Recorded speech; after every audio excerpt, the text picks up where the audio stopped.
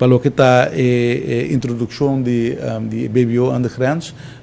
zij está agora aqui de processo e está guardando, se me notar, riba conselho de raad van advies também riba e conceito. Mi mesa tem conversação com diferentes de grêmio não, caminho com a comissão lá na preocupação over de definição de certa definição não, e impacto de sei e ainda mesmo está em conversação com não e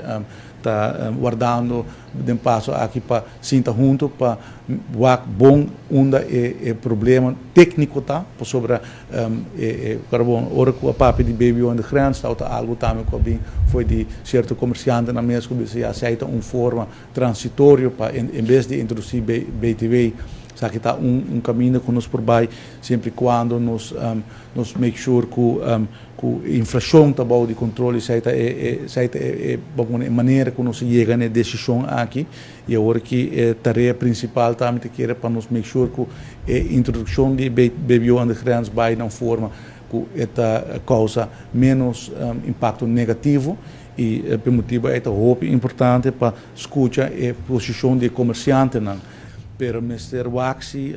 e dan me a compreender que tem preocupação não para a definição é com essa vai funcionar e agora que nós tem nós tem processo Mira se agora que também logra que está claro para prometer que fecha límite, se não te gerata juni, tá mire que o desarrollo aqui a introdução está muito prematuro e também hope quizás para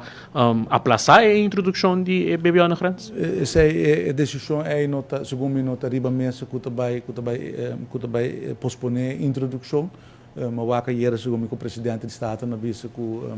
per 1 juni não por, segundo per 1 juli sim, segundo está possível, dus está depender também da agenda do estado e naturalmente está importante para ter claridade riba e framework e como isso vai funcionar. Então, se está terreno como este word executar de dia nos dilante e me está seguro que o ministro de Finanças está bezig com isso.